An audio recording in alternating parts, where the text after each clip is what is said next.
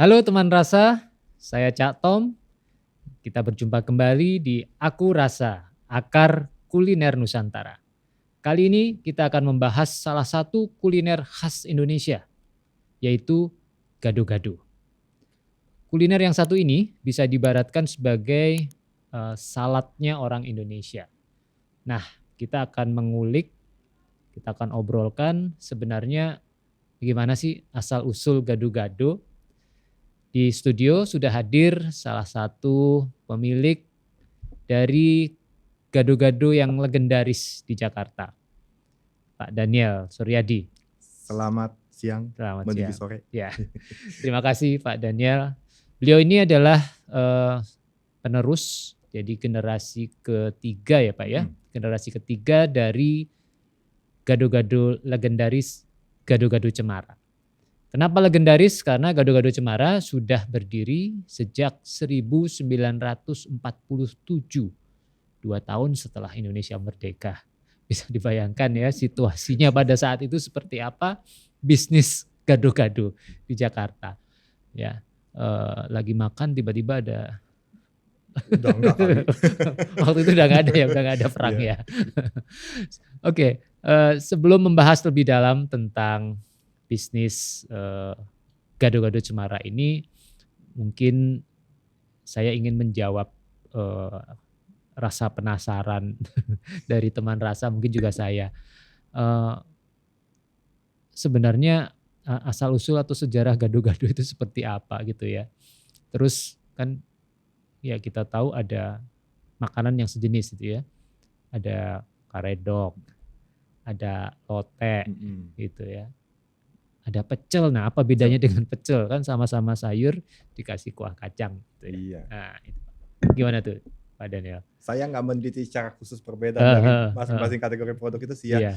Tapi gado-gado itu kalau saya lihat itu kayak digado gitu kan. Dulu kalau zamannya orang tua kita, aduh nasinya udah habis. Ya udah digado aja tuh tempe, telur sama ayamnya. Ya udah digado. Jadi kalau saya lihat itu adalah pengertiannya adalah makan tanpa nasi. Iya. Jadi ya udah digado aja. Tapi ada lontongnya. Tapi ada lontongnya ya? Iya. Atau mungkin lontong itu munculnya belakangan. Mungkin Pak Daniel bisa agak maju ke depan ini biar lebih merdu suaranya. Iya. Ya saya juga sempat menelusuri sih. Dulu asal usul gado-gado tuh dari mana gitu kan sebenarnya. Ketemulah saya ada artikel di Wikipedia, sumbernya tuh dari bahasa Belanda. Oke.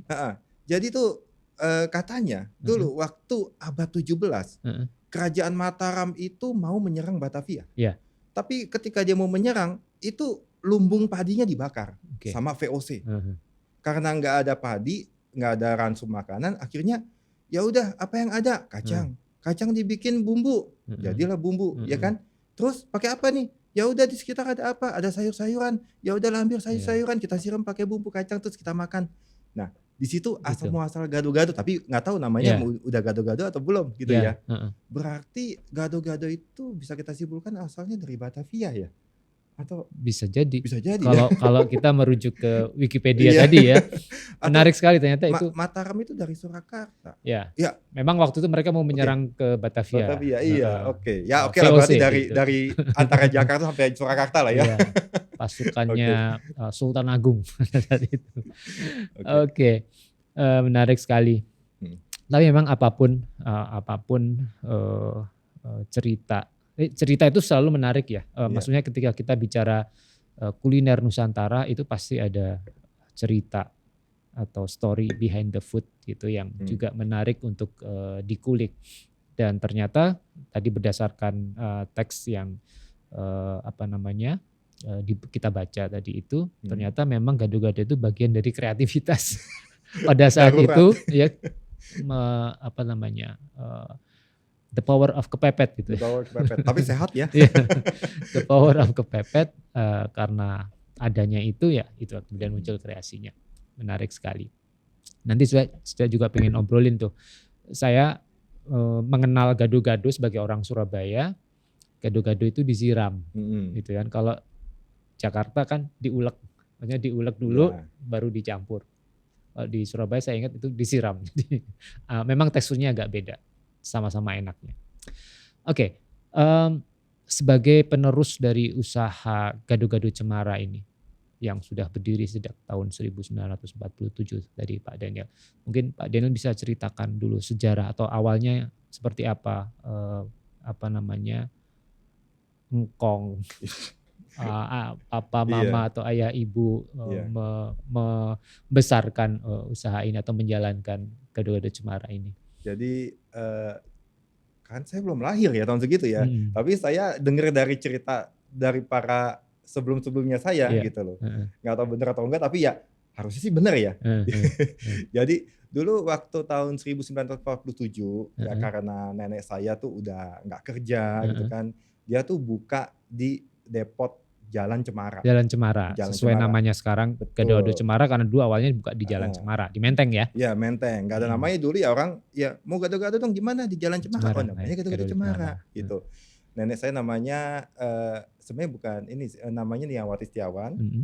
Terus dia married sama pamannya papa saya, namanya Lim Eng Hock. Ya mereka berdua tuh, ya couple jualan gado-gado di Jalan Cemara gitu. Nah tahun 1960 ya, dia setelah dari Jalan Cemara karena udah nggak mungkin lagi karena dibikin jalan protokol atau apa gitu. Jadi akhirnya dia pindah ke sebelah Pasar Boplo. Sebelah Pasar Boplo. Iya, sebelah Pasar Boplo. Ya makanya ada yang bilang, orang bilang Gado-Gado Cemara, ada yang orang bilang Gado-Gado sebelah Pasar Boplo gitu kan. Nah, dia tahun 1960 pindah ke sana. Nah, ini makanya waktu itu kita tuh memang cuma jualan gado-gado aja. Ya kan? Gado-gado itu kita tuh bener-bener gado-gado yang nggak ada unsur hewaninya. Jadi nggak ada lauknya. Nggak ada lauknya. Jadi nasi, terasi, penyedap, MSG apa segala udah nggak ada. Jadi bener-bener 100% vegetarian. Nah waktu itu nenek saya emang udah tahu gitu loh. Ini kalau gue jualan gado-gado aja nih, dikit yang beli gitu loh. Akhirnya waktu pindah ke sebelah Pasar Boplo itu, ada menu-menu yang lain lagi, sate ayam, sop buntut, babat lah, dan ikan gitu loh. Teman-teman yang lain lah, pokoknya lauk-pauk yang yang orang Indonesia tuh enak deh makannya gitu. Nah di situ tahun 1960 dia buka sampai tahun 2000 dia meninggal. Terus diganti sama papa saya. Papa saya namanya Lim Kechun gitu. Dia tuh atau namanya Pak Aris ya. Terus ya dia teruskan tahun 2000 pindah ke Jalan Wahid Hasim ya. Terus dia 2000 ya? Tahun 2000 ya. Dia meninggal digantikan oleh ibu saya. Terus sampai tahun 2014 ibu saya meninggal, ya saya yang gantiin. Dilanjutkan oleh Pak Daniel. Nah sekarang kita udah menetap di Jalan Tanah Abang 5 nomor 36. Dulu kan tempatnya kan nyewa-nyewa gitu ya, jadi ya nomaden gitu loh.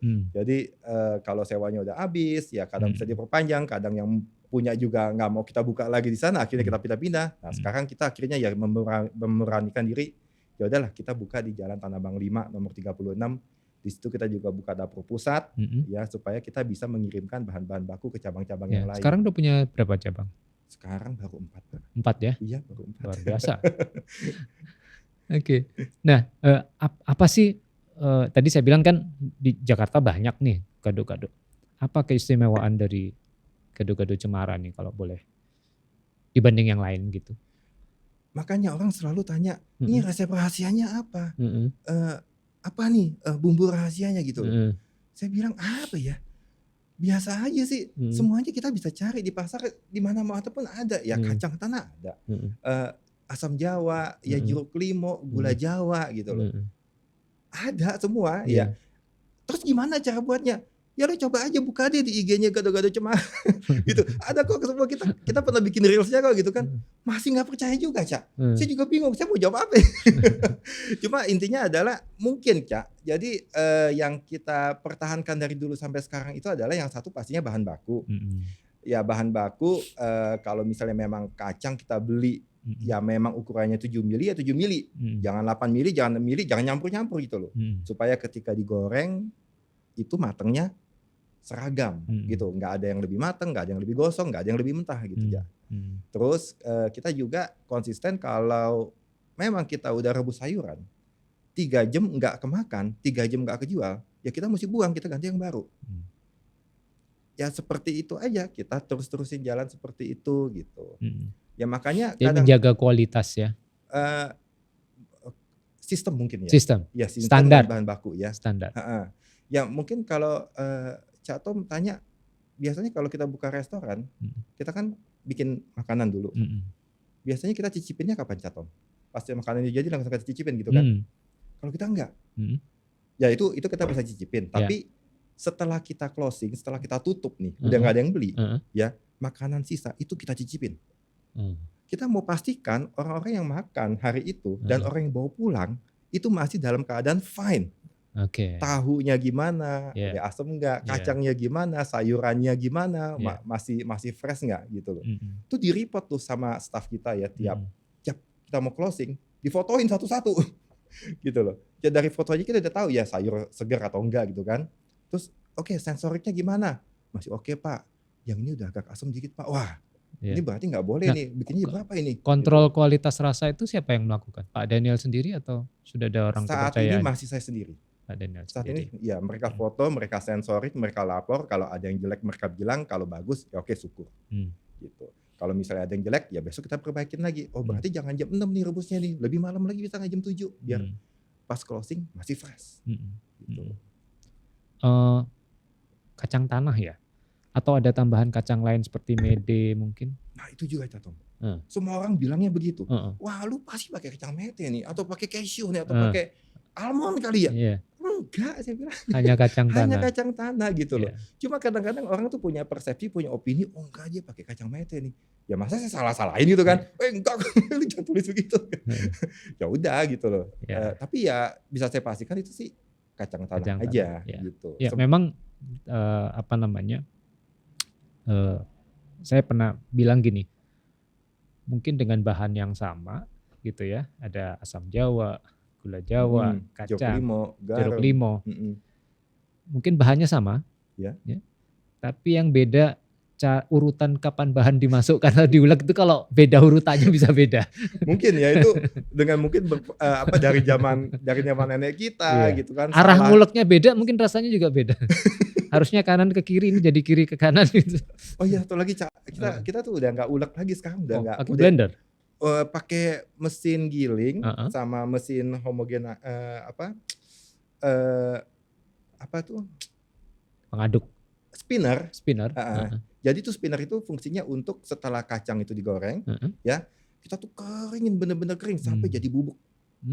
Gitu loh. Jadi sampai bener-bener tuh kadar airnya berkurang. Tidak ada minyak sama sekali. Gitu.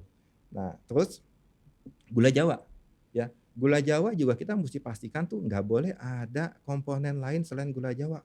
Kan kadang-kadang ada pasir, ada bekas gabah beras gitu loh. Nah, itu saring terus. Nah, ya menurut saya sih itu aja kita standarin, itu aja kita berarti benar dugaan saya tadi kan, bahwa nggak cuma sekedar kacang, kacang tanah gitu ya, gula Jawa, asam Jawa, tapi kan ada prosedur atau proses yang standar yang itu memang jadi kunci lah gitu. Banyak yang tanya, banyak yang penasaran, ya lu kalau penasaran main aja ke dapur, atau kalau mau ya buka aja IG-nya kita gitu loh. @gado-gado cemara itu ada. Kita bikin kacang gimana, kita bikin lontong gimana, kita gorengnya gimana, goreng ikan gimana, bumbunya apa aja. Tetap orang nggak percaya. Padahal bener itu. Gitu. Nah, biar saya percaya, saya mau buka nih Pak. Oh iya. Biar saya makin percaya dan teman rasa juga makin percaya gitu, keistimewaan dari gado-gado cemara ini. Sambil kita ngobrol ya Pak Daniel ya. Tentunya dalam apa ya, saya lihat bisnis kuliner hari ini itu kan penuh dengan persaingan dan life cycle-nya makin pendek kalau orang tidak kemudian berinovasi gitu ya. Karena pesaing-pesaing juga kemudian ini kan terus berbenah gitu. Nah, selain tadi disampaikan sebelumnya dari mama mungkin atau nenek yang telah membuat inovasi di mana waktu itu juga sudah mulai bahwa gado-gado tidak hanya gado-gado tapi udah mulai ada side lauknya gitu ya, macam-macam.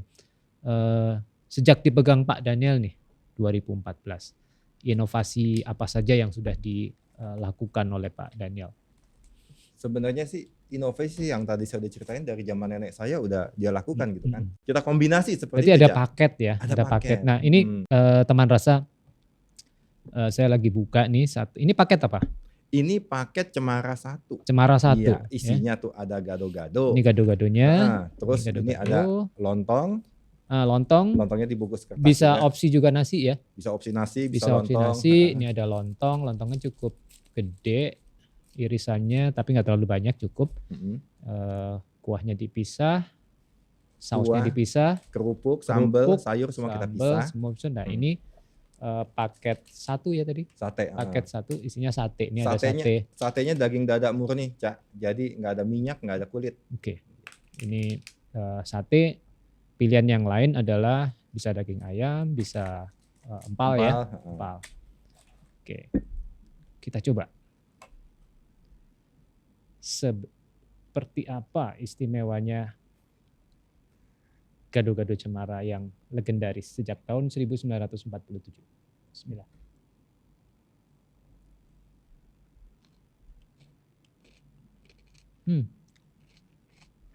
Kuncinya menurut saya memang di kualitas sayurnya ya. Dia harus tetap ada crispy-crispy-nya gitu. Tapi matang karena gado-gado kan direbus. Kalau mentah karedok. Juaranya memang di sausnya nih, teman rasa. Rasa kacangnya mantep lah. Itu ya.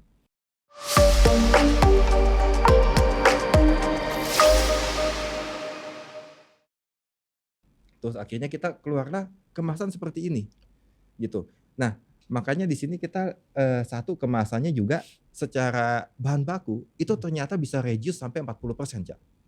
Ya, ramah lingkungan. Cost ya, bisa reduce sampai 40%. Reduce, reuse, recycle. Nah, kedua bisa dipakai lagi, Cak. Ya. Buat kado atau buat kotak. Yang ketiga, kalau misalnya mau kumpulin ya, dikiloin juga bisa, Cak. Lumayan, sekilo bisa 3.000 4.000 loh. Iya.